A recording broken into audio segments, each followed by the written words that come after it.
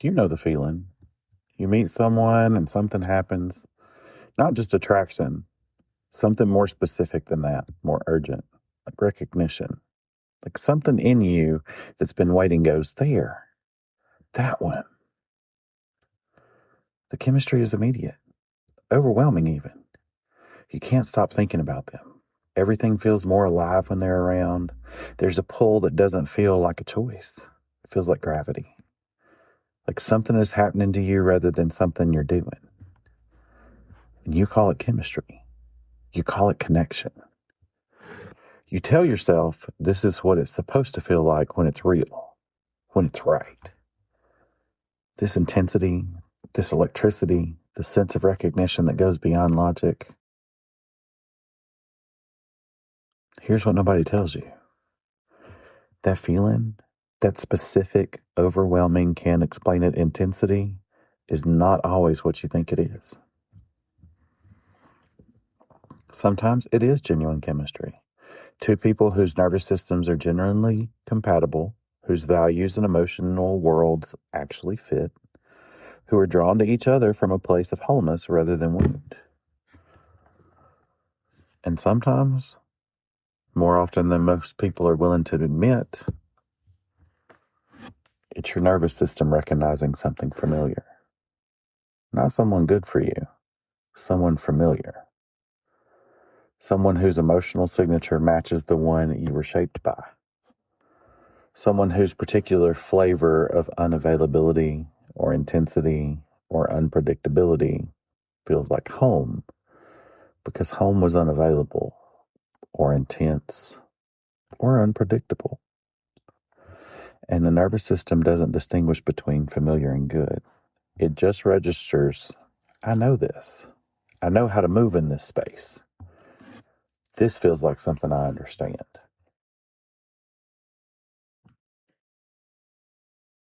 And you call it chemistry. And you follow it because it feels true. And sometimes, not always, but sometimes, it leads you right back to the same place you've been before. The same dynamic, the same pain, the same ending. Just a different person wearing it. No one gave me the floor, I took it. Today, we're going to talk about the difference between chemistry that is actual chemistry and chemistry that is trauma recognizing itself. Everything they said to keep quiet, every truth they buried in the silence, I'm saying it.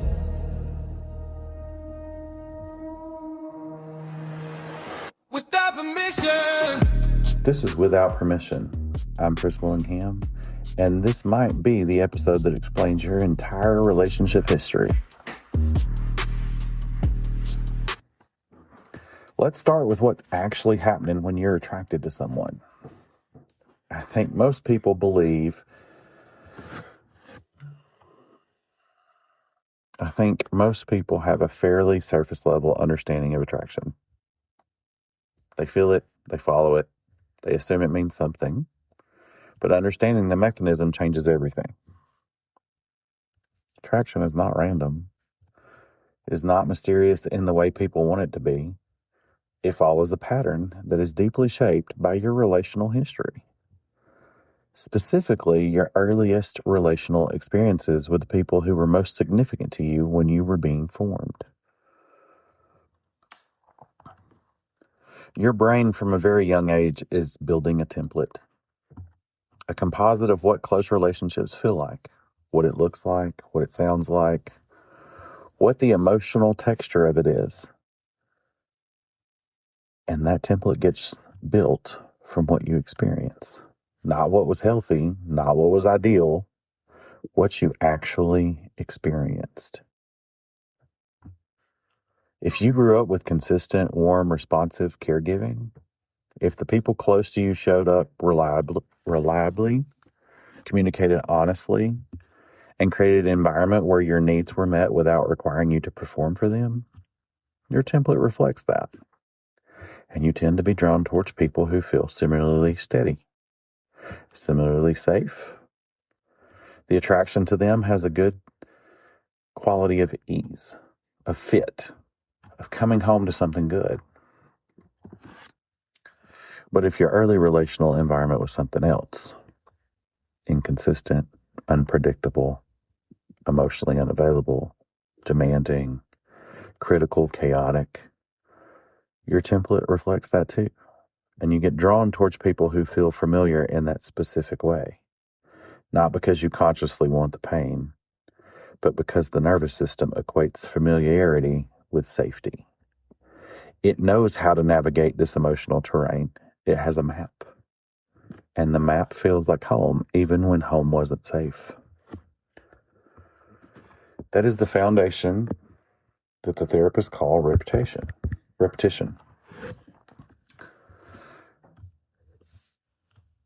Excuse me. That's the foundation of what therapists call repetition compulsion. And is one of the most powerful and least understood forces in human relational behavior. Repetition compulsion is a term from psychoanalytic psychology.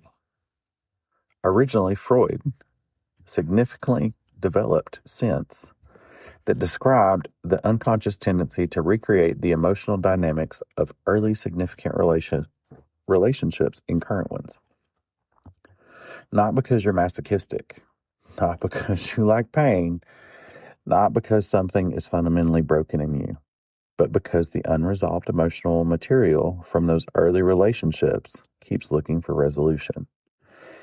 And the way the unconscious mind tries to resolve it is by recreating the conditions and this time getting a different outcome. The child who grew up with an emotionally unavailable parent keeps choosing emotionally unavailable partners, not because they haven't learned, but because somewhere underneath, they're still trying to win the original love. To finally be enough to make the unavailable person available. To prove that this time, if they're good enough, or patient enough, or loving enough, the outcome will be different. It won't be, not with the person who's unavailable in the same way, because the unavailability isn't about you. It never was. Not with the parent and not with the partner.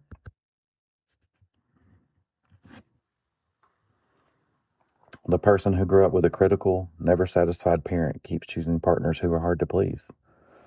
Not because they want to be criticized, but because the relentless work of trying to earn approval from someone who withholds it is a terrain they know intimately. And the prospect of someone who is simply satisfied with them, who doesn't require constant earning, feels almost suspicious, almost boring, almost like it can't be real love if it's that easy. Because love, in their template, has never been easy. The person who grew up in an environment of emotional volatility, where the atmosphere could shift without warning, where you had to be hypervigilant to the emotional state of people around you, is often drawn to emotionally volatile partners. The unpredictability feels alive to them in a way that stability doesn't. Stable can feel flat. Volatile feels real. Feels like something is actually happening. That is not chemistry. That is the nervous system running its original software. I want to spend some time specifically on trauma bonding because I think this term gets used loosely, and I want to be precise about what it actually means and what it feels like from the inside. Trauma bonding is not simply being attached to someone who hurt you. It's a specific neurochemical process that develops in relationships characterized by cycles of intensity, specifically cycles that alternate between threat or pain and relief or warmth. The cycle looks like this. There's tension, then there's an incident, a conflict, a withdrawal, a former rejection or pain, and then there's reconciliation, warmth, closeness, the relief of reconnection, the feel-good neurochemicals, dopamine, oxytocin, serotonin, flood in after the difficult period, and the brain files that flood as this person is the source of this relief. This person is what makes this feel better. Over time, the bond to that person becomes reinforced, not despite the pain, but partly because of it, because their reconciliation after the pain produces a neurochemical reward that is actually stronger than what would occur in a consistently warm relationship. The intermittent reinforcement, the unpredictable alternation between distance and closeness, produces a more powerful attachment than consistent warmth does. This is not weakness. This is how the nervous system works.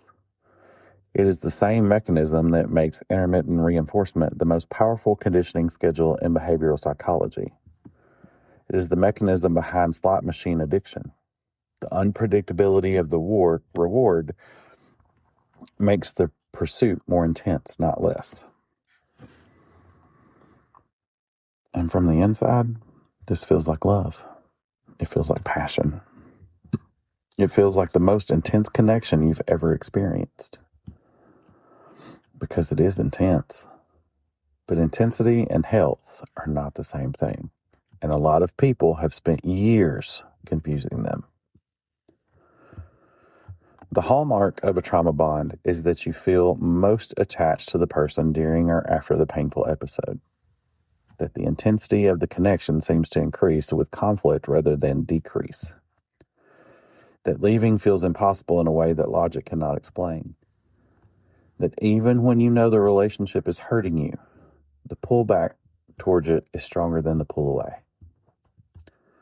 That's not love holding you there.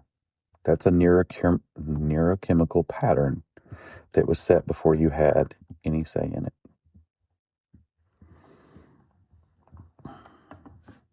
Here's something I want you to understand that I think changes the frame permanently once you get it. The feeling of chemistry, the electric, overwhelming, can't get them out of your head intensity of your early attraction, is physiological, indistinguishable from anxiety. Is physiologically indistinguishable from anxiety. I apologize, guys. I feel like I'm having a stroke today. It's okay. We'll get through it.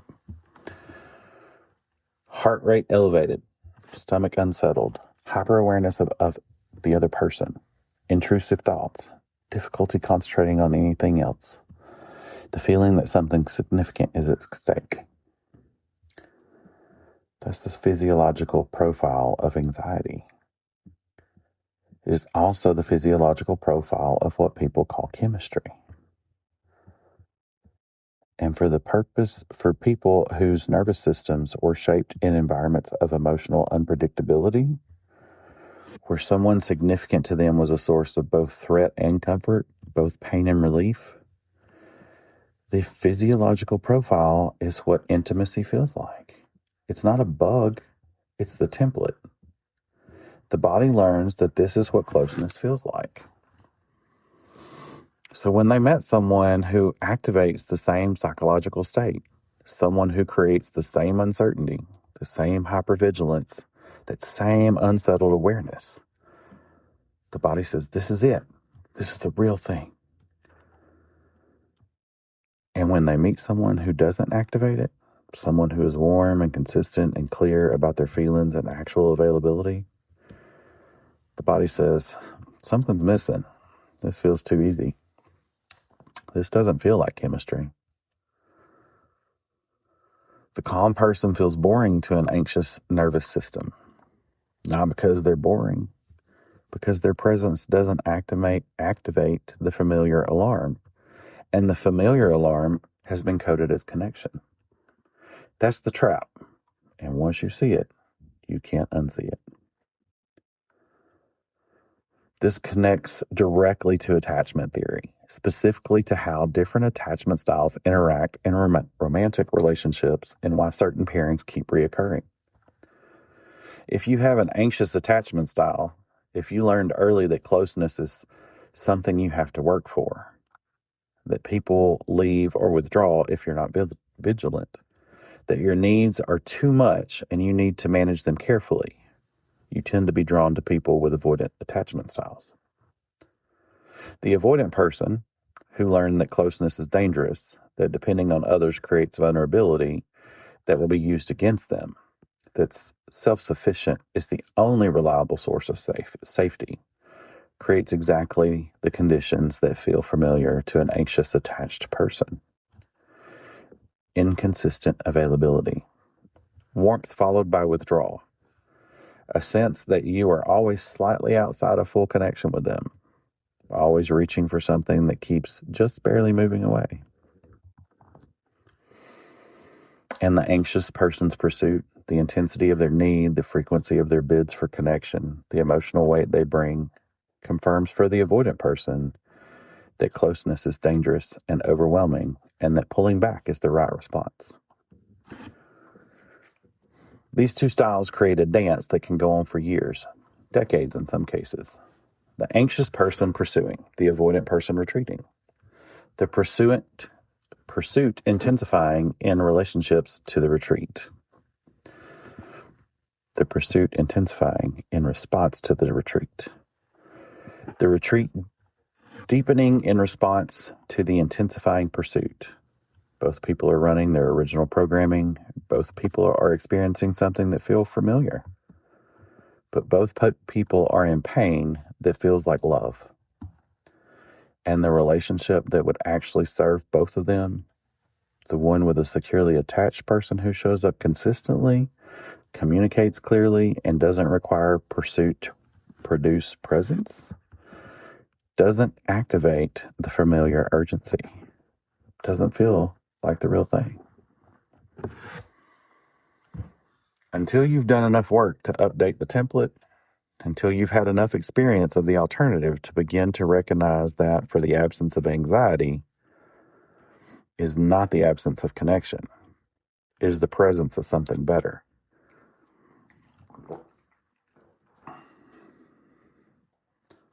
I want to talk about how this shows up differently across cultural context, because the specific shape of the early relational wounds varies, and that variation matters for understanding what patterns get activated later. In many Black families, and I speak to this because it's a pattern that appears with specific frequency and with specific cultural context attached to it, the relational wound is often one of emotional unavailability that is structurally produced rather than individually chosen. Parents who were working multiple jobs to keep the household together, who were managing their own unprocessed trauma from histories of poverty, discrimination, violence, or incarceration, who loved their children genuinely and completely, and also did not have the emotional resources, the time, the bandwidth, the language, the models from their own parents to provide consistent emotional attunement. The child in that environment learns love is real, but not always present. The people who love you are not always emotionally available. You're responsible for managing your own emotional needs because bringing them forward creates burden. And then they grow up and find themselves drawn to partners who love them but aren't always there, who are real in their care but inconsistent in their presence. And they work hard to make their relationship work, because working hard for love that isn't quite fully available is the template they know. This is not a cultural pathology. This is a transmission, a pattern passed down not through intention, but through the conditions that shaped each generation. Understanding it doesn't mean assigning blame to parents who were doing their best in genuine difficult circumstances. It means seeing the pattern clearly enough to stop transmitting it. In Latino families, the specific wound often involves the intersection of machismo, familismo, and emotional suppression. The cultural value of family loyalty and cohesion can create a relational environment where individual emotional needs are subordinate to group function. You don't burden the family with your interior. You contribute. You endure. You love through provision and protection and presence, but not necessarily through emotional exposure. A person raised in that environment might find themselves deeply attracted to emotional unavailability in partners because that's the language of love they were given, and may find someone who is emotionally expressive and present almost uncomfortable, too much, somehow, too exposed. Not quite what love is supposed to look like. For LGBTQ individuals, particularly those who grew up in an environment that were not affirming of their identity, the specific wound often involves the experience of having the core of who you are be the source of family tension, rejection, or conditional love. And the relational pattern that develops from that can involve a deep-seated expectation that genuine intimacy will eventually come with a cost. That being truly known leads to being rejected. That the safety of connection is always provisional, which can create a powerful draw towards relationships that confirm that expectation. Where the other person eventually pulls back or can't fully show up or creates a condition on their love that requires you to manage yourself carefully. Because unconditional acceptance, the real thing, doesn't match the template. And the template is what the nervous system follows. Let's slow down, because this is the moment in the episode where I want you to do something uncomfortable. I want you to look at the pattern, not the individual relationships, the pattern across them. If you line up the people you've been most intensely drawn to in your life, the ones who felt like chemistry, like recognition, like something real and urgent, is there a theme? Not necessarily the same type of person physically, but the same emotional signature. The same quality of availability or unavailability, the same dynamic that keeps emerging, just in different clothing on different bodies. Or as Whitney Houston says, same script, different cast. Is there a pattern of emotional unavailability? People who want you but can't quite fully show up for you? Is there a pattern of intensity followed by withdrawal? Relationships that start with overwhelming heat and then cool into something that leaves you confused about where you stand? Is there a pattern of being the one who moves more, who loves more, who pursues more, who tries harder, who is consistently more invested in the relationship than the other person seems to be? Is there a pattern of people who need to be saved, whose difficulty, their chaos, their damage becomes the thing that makes you feel necessary? Or is there a pattern of sabotage? Relationships that were going well, that were stable and warm and actually available, that you found yourself ending or underwhelming before they could disappoint you.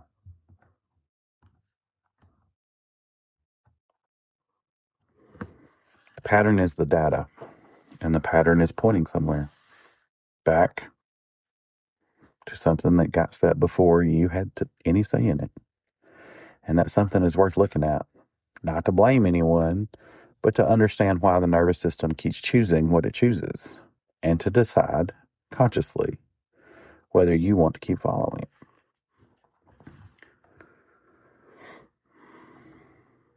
This is the part of the conversation that I think is most practically important and least discussed. What do you do with the recognition that the people you're most drawn to are the wrong people for you? What do you do with the knowledge that the chemistry is actually familiarity, and that the familiarity is actually the template from a wound? Because knowing it doesn't immediately change the feeling, you can understand intellectually that the emotionally unavailable person is going to cost you significantly, and still feel pulled towards them in a way that the steady, available, clearly interested in you person simply doesn't activate. And that gap between what you know and what you feel is where a lot of people get stuck. They've done enough work to understand the pattern. They haven't done enough work to change what the nervous system responds to. So they're caught between the knowledge and the pull. And the pull is stronger in the moment than the knowledge, every time. Here's what I want you to understand about the healthy option feeling wrong. That feeling is not a reliable indicator that is wrong. It's an indicator that is unfamiliar. Unfamiliar does not mean incompatible. Unfamiliar does not mean less real. Unfamiliar does not mean boring or insufficient or lacking in depth. It means your nervous system doesn't have a map for this terrain. And the absence of a map feels like the absence of something. But what it's actually the absence of is the specific anxiety that your nervous system has been trained to read as connection. The steady person who shows up consistently, who says what they mean, who doesn't make you guess, who is genuinely interested in you and doesn't require pursuit to prove it, that person may feel, at first, almost too easy, almost suspicious in their availability. That feeling is not information about them. It's the information about the template. And the template can be upgraded slowly through intentional exposure to the unfamiliar, through choosing to stay when the pull to retreat to the familiar gets loud, through learning over time that safe and steady can be the most exciting thing you've ever experienced. Once you stop waiting for the alarm that tells you something real is happening.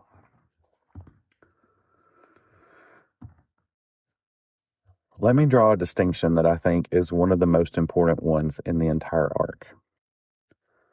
There is the love that hurts, and there is the love that holds.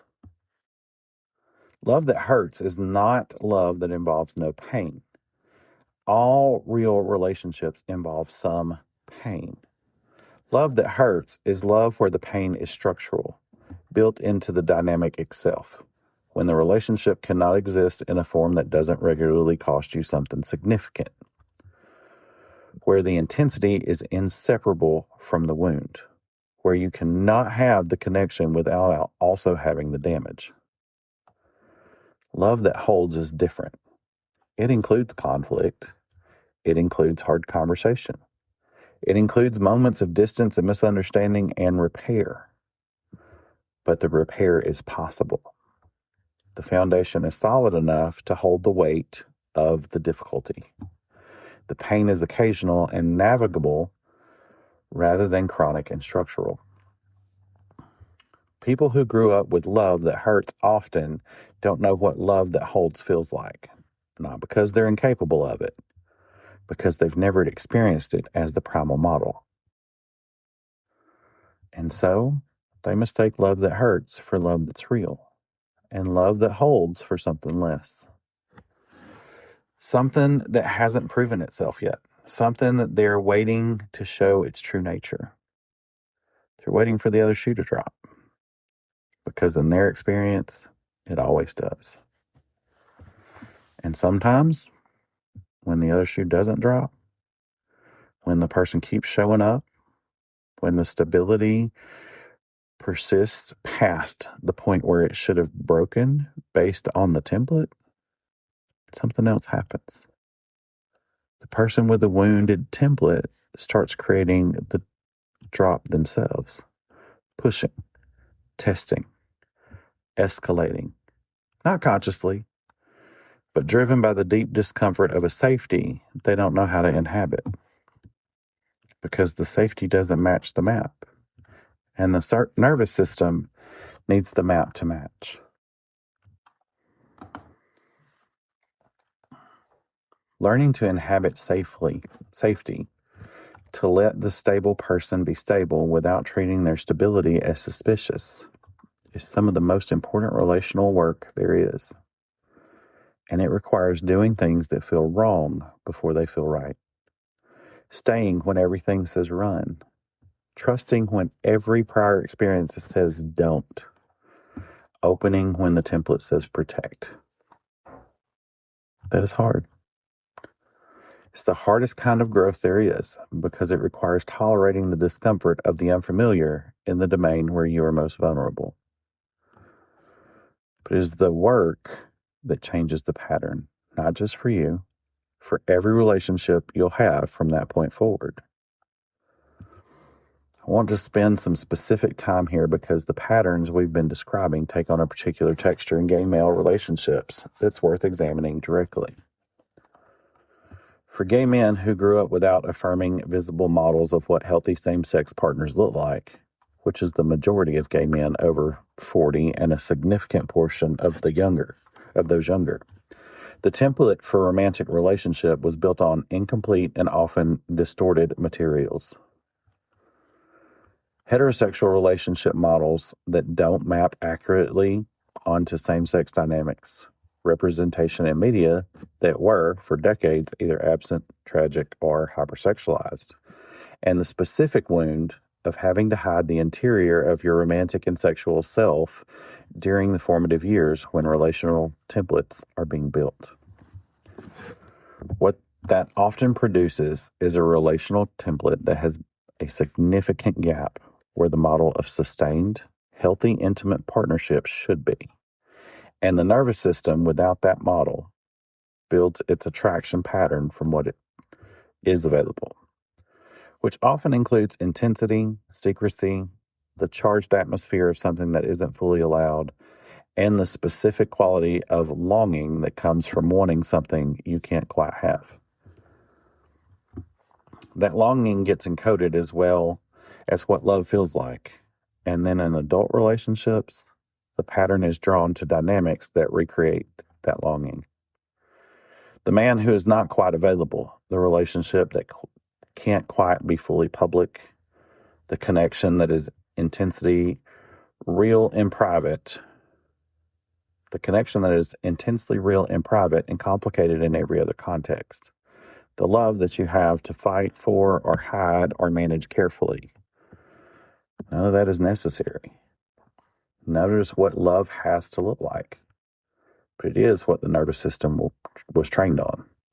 And it takes intentional, conscious work to retrain it. For gay men specifically, the availability of community, of other men who have done this work, who have built healthy, lasting partnerships, who can model what it actually looks like, is one of the most powerful resources available.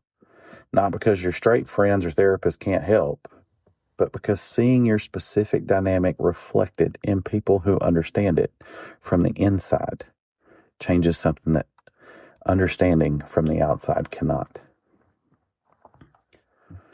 I want to make one more distinction that I think is fundamental to this entire conversation.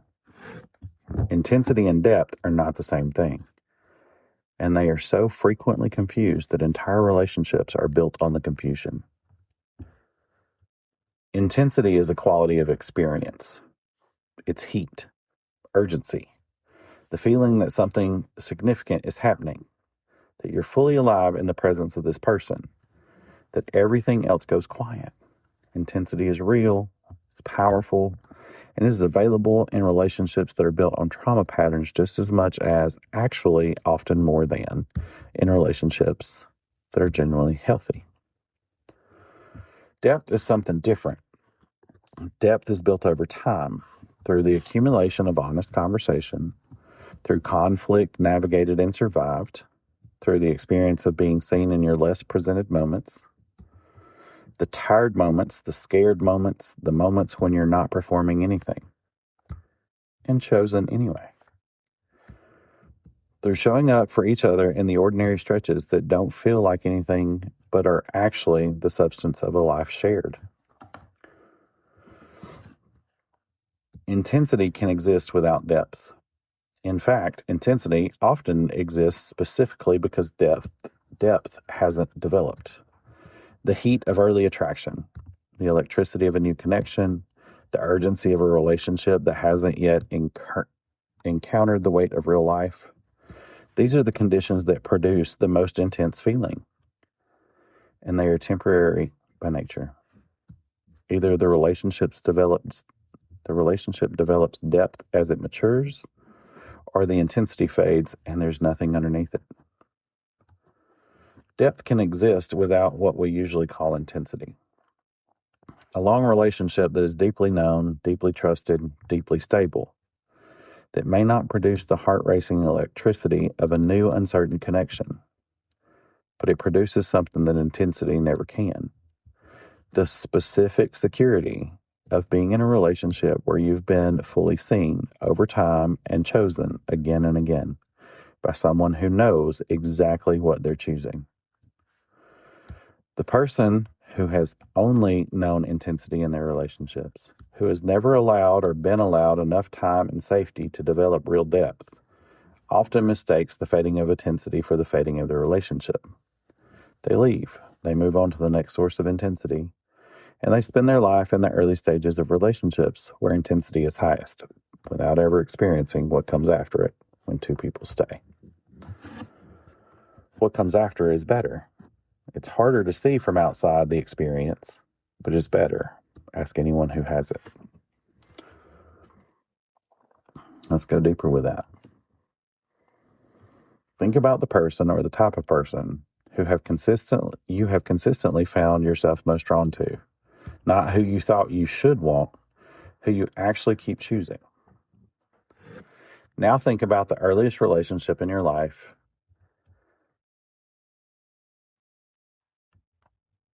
that had a similar emotional signature. Not physically similar, emotionally.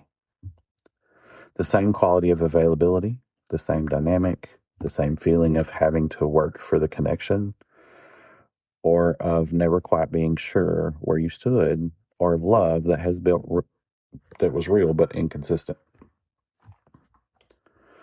Can you trace it? Can you see the line that forms the line from that early relationship to the pattern you've been running in your adult life? That line is the map. And seeing it, really seeing it, not just knowing it intellectually, but feeling the connection between then and now is one of the most significant moments in the work of changing it. Because once you can see the origin, the current pattern stops being a mystery. It starts being something that happened. It stops being something that happened to you. It becomes something you can understand. And something you can understand, you can begin to work with. Not quickly, not easily, but actively, consciously, with intention, rather than unconsciously, repeatedly wondering why you keep ending up in the same place. This is the part people want, and I'm going to be honest with you about what it actually involves rather than give you a simple framework that sounds good and doesn't work. Changing an attraction pattern is one of the most difficult things a person can do. It's not a decision. You cannot decide to be attracted to different people. Attraction is not a choice in the direct sense.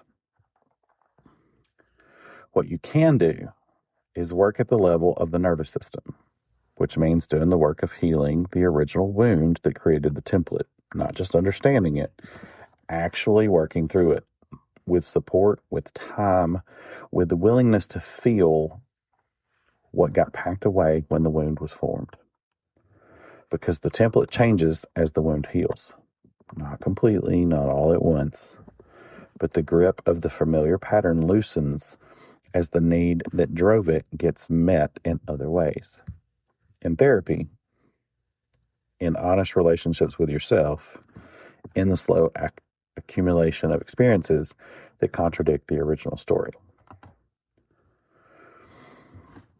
You can also work at the level of behavior. Even before the attraction pattern fully shifts, you can make different choices about who you pursue and who you allow to get close. You can notice the familiar pull and name it for what it is rather than following it automatically. You can give the steady person a longer runway, choosing to stay present and engaged past the point where the unfamiliarity would normally send you looking for intensity elsewhere. This is not settling. Let me be unambiguous about that. Choosing stability over chaos, choosing consistent over exciting and unavailable, choosing someone who actually shows up, that is not settling. That's graduating. That is choosing from a place of health rather than wound. And the longer you stay in that choice, the longer you expose your nervous system to the experience of love that holds rather than love that hurts, the more that becomes the template, slowly but genuinely. And one day, you find that the chaos that used to feel like electricity just feels like chaos. And the steadiness that used to feel like boredom feels like the most valuable thing you have ever been offered. That shift is available to you. It requires the work, but it is available. I want to say something directly to the people who are sitting with the weight of this episode right now. If you've recognized yourself in these patterns, if you can see the repetition, the familiar wound in different faces, the years spent chasing the intensity that was never going to become the depth you actually needed, I don't want you to turn that recognition into another reason to be hard on yourself. You did not create the template. It was built in conditions you did not choose, at an age when you had no capacity to understand what was being formed. You followed the map you were given, and the map led you where it led. That's not failure of character. That's what happens to human beings who grow up in imperfect conditions, which is, to varying degrees, all of us. The work from here is not punishment for the pattern. It's not about paying a debt for the time you spent following the wrong map. It's simply about getting a better map, one built on clear knowledge of who you are, what you actually need, and what love looks like when it's coming from a whole place rather than a wound. You deserve that map. You deserved it a long time ago. And it's not too late to build it. Last question, and this is the one I want you to carry with you. If you were completely healed, if the original wound was resolved, if the template had been rebuilt on a foundation of actual safety rather than familiar damage, who would you choose? Not who you're drawn to right now, not who activates the familiar pull, not who feels like chemistry. Who would you choose if the wound wasn't doing the choosing? Would you choose the person who is actually present, who shows up consistently without requiring pursuit, who communicates honestly and handles conflict without escalating to crisis, who is genuinely interested in knowing you rather than just having you? Would you choose the person who makes you feel safe enough to be fully yourself, not just the presented version, the whole version, including the scared parts, the uncertain parts, the parts you usually keep managed and controlled because you're not sure they'll be acceptable, the late night cries, the early morning coffee cups, that version? If the answer to any of that is yes, even quietly, even tentatively, then you've already know who you want to be choosing. And the work is building enough of yourself that you can recognize them when they show up and stay when the unfamiliarity wants you to run.